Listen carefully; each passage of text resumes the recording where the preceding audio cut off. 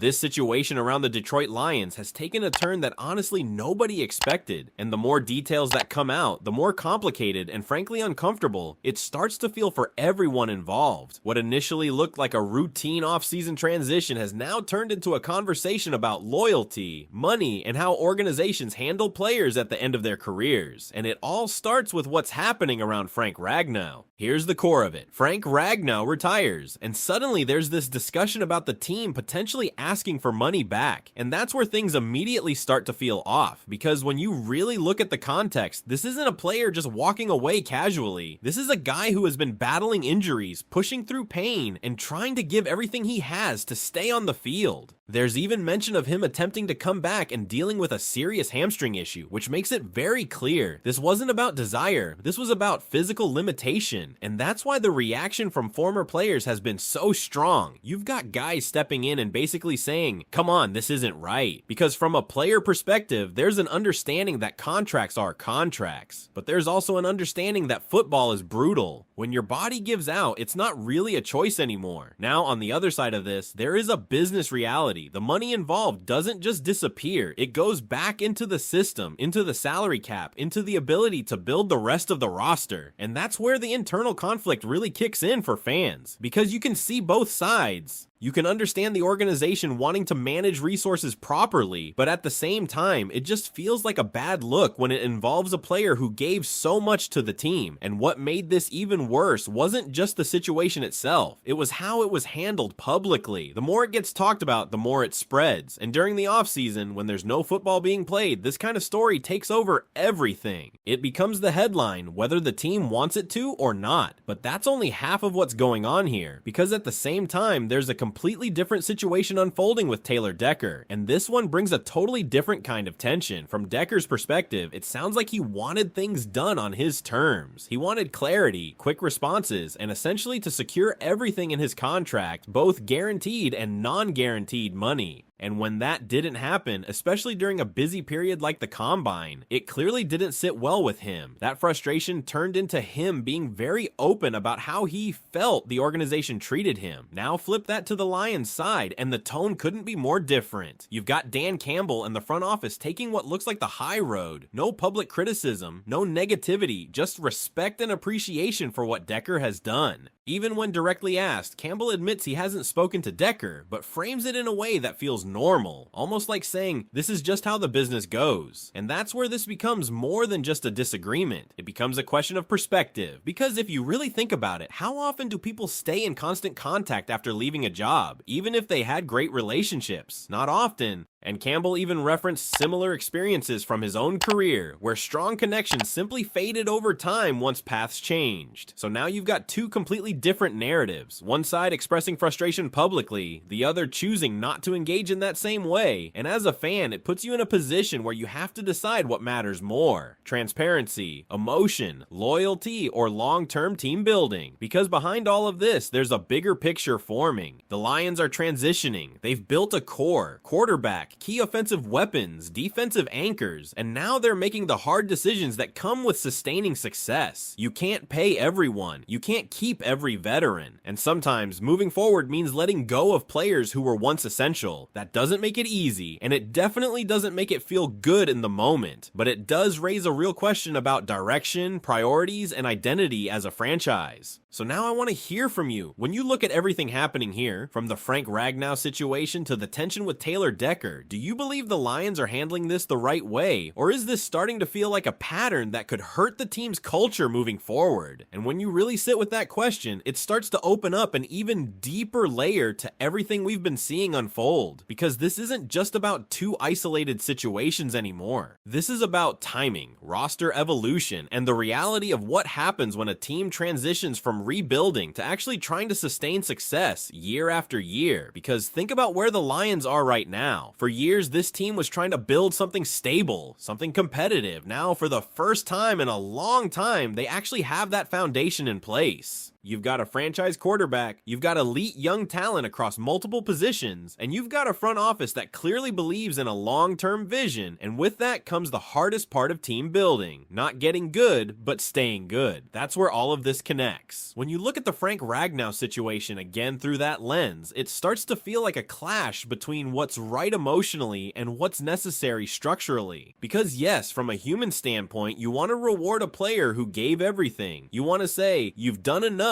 you've earned this. But from a roster standpoint, every dollar matters. Every decision affects the next move. And when you're trying to keep a young core together, those decisions get even tighter. Now shift that same lens over to Taylor Decker, and suddenly his situation feels less like an isolated disagreement and more like part of that same transition. He's a veteran. He's been part of the foundation. But at the same time, the team is looking forward, not backward. And when he's asking for a certain level of commitment financially, the organization is clearly weighing that against what they can do with that same money elsewhere. And that's where Brad Holmes' strategy really starts to show itself, even if it's not being said directly. Because instead of committing a large amount of money to one veteran player, the idea seems to be spreading those resources across multiple contributors. It's not about replacing one name, it's about building depth, flexibility, and sustainability. And that's a tough pill to swallow if you're a fan who's grown attached to these players. Because let's be honest, guys like Decker, Ragnow, and others who have been part of this buildup aren't just names on a roster, they represent the culture shift. They were there when things weren't good. They helped turn things around. So when they're no longer part of the picture, or when situations like this come up, it feels personal. It feels like something is being lost. But at the same time, there's another side to this that can't be ignored. This next wave of players, the younger core, this is who the Lions are betting on now. These are the guys they're prioritizing, developing, and planning around. And in a salary cap league, you eventually have to choose. You can't hold on to the past and fully invest in the future at the same time. That's just the reality of it, and maybe that's why the tone from the organization has been what it is. Calm, controlled, not escalating anything publicly, because from their perspective, this isn't chaos, it's part of the process. It's what happens when you reach a certain level and have to start making decisions that aren't always popular, but are aimed at keeping the window open. Still, that doesn't mean everything has been handled perfectly, because perception matters, culture matters, and when situations like this stack up, even if each one has its own justification, it can start to create a narrative. Fair or not, people begin to notice patterns. They start to question how players are treated on the way out. And that's something every organization has to be aware of, especially when you're trying to build something that lasts. So now the Lions find themselves in a very delicate position. They're strong, they're competitive, they have direction, but they're also being watched more closely than they have been in years. Every move, every comment, every situation like this, it all carries more weight now. And maybe that's the real story here. Not just what happened with Ragnow, not just what happened with Decker, but what these moments say about where the Lions are as a franchise right now, and where they're trying to go next. Because if this is truly the cost of becoming a contender, then the question becomes whether the results on the field will justify the decisions being made behind the scenes. And this is where the conversation gets even more real, because once you move past the surface level reactions, you start to see how moments like this can shape the identity of a team for years to come. Because inside that locker room, players are watching everything. They're watching how veterans are treated, they're watching how situations are handled when things get difficult, and they're paying attention to what happens when production meets business decisions. And even if nobody says it publicly, those moments stick. Now, that doesn't automatically mean it creates a negative environment. In fact, for some teams, it does the opposite. It reinforces a message. This is a performance-based organization, and every decision is made with winning in mind. For younger players especially, that can be motivating. It creates urgency. It makes it clear that nothing is guaranteed, and that if you perform, you'll be part of the future. But at the same time, there's always that balance, because the best organizations don't just win. They build trust while they're winning. They find ways to handle tough situations without letting them turn into distractions or long-term resentment. And that's the line the Lions are walking right now. If you go back to everything Dan Campbell has been about since he arrived, it's been culture, accountability, connection, players believing in each other, believing in the staff, and buying into something bigger than themselves. That's been the foundation of this turnaround. So when situations like the ones involving Ragnow and Decker come up, the question isn't just whether the decisions are right from a roster standpoint, it's whether they align with that culture that's been built. And here's the interesting part. From the outside, it might feel messy, it might feel uncomfortable, but inside the building, it could be completely different. Because the messaging internally could be very clear, the expectations could be understood, the reasoning behind every move might be fully communicated to the players who matter most moving forward. And if that's the case, then what looks like controversy on the outside might just be transition on the inside. That's something fans don't always get to see. What fans do see is who's leaving, what's being said publicly, and how it all feels emotionally. And right now, emotionally, it feels like the end of a chapter. The group of players who helped bring the Lions back into relevance, that group is starting to change. And that's never easy, but every successful team goes through it. Every contender reaches that point where tough choices have to be made, where loyalty and logic don't always line up perfectly, and where the focus shifts from building something to maintaining it at a high level. The Lions are there now, and maybe the biggest takeaway from all of this isn't about who's right or wrong in each individual situation. It's about understanding that this is what comes next. This is the price of having a talented roster. This is the reality of managing a team that expects to compete, not just participate. The front office is making calculated decisions, the coaching staff is staying consistent in their messaging, and the roster is evolving, whether everyone is comfortable with it or not. Now, the only thing left is results. Because if this team goes out there next season and performs at a high level, wins games, and continues trending upward, then a lot of these conversations fade into the background. They become part of the process that led to success. But if things don't go as planned, if there are struggles, if the team takes a step back, then every one of these decisions is going to be revisited, questioned, and analyzed even more heavily. That's the pressure that comes with where the Lions are right now, and that's why this moment matters more than it might seem. And that's exactly where everything starts to come into focus, because at some point, all the debate, all the emotion, and all the noise surrounding these situations has to meet reality on the field. Because here's the truth, none of these decisions exist in a vacuum. Every move, every contract choice, every difficult conversation with a veteran player is ultimately tied to one goal: putting the best possible team on the field when the season starts. And the Lions are clearly operating with that mindset, even if it creates uncomfortable moments along the way. When you zoom out, you can almost see the blueprint. This isn't random. This isn't reactionary. This is a front office that understands exactly where its strengths are and where it needs flexibility. And flexibility in the NFL usually comes at the cost of sentiment. It comes at the cost of holding on to players longer than you probably should. That's why these situations feel tough, because they force fans to confront that shift in real time. Think about it like this. A few years ago, the Lions were trying to establish identity. Now they're trying to protect a window. Those are two completely different phases, and they require completely different types of decisions. When you're building, you hold on to culture pieces tightly. When you're competing, you start asking harder questions about value, durability, and long-term impact. And that's where both situations we've been talking about come back into play. With Frank Ragnow, it's about how you handle a player whose body simply can't keep going. With Taylor Decker, it's about how you handle a player who still wants to go, but on terms that may not align with where the team is heading financially. Different circumstances, same underlying challenge. How do you balance respect for the individual with responsibility to the team?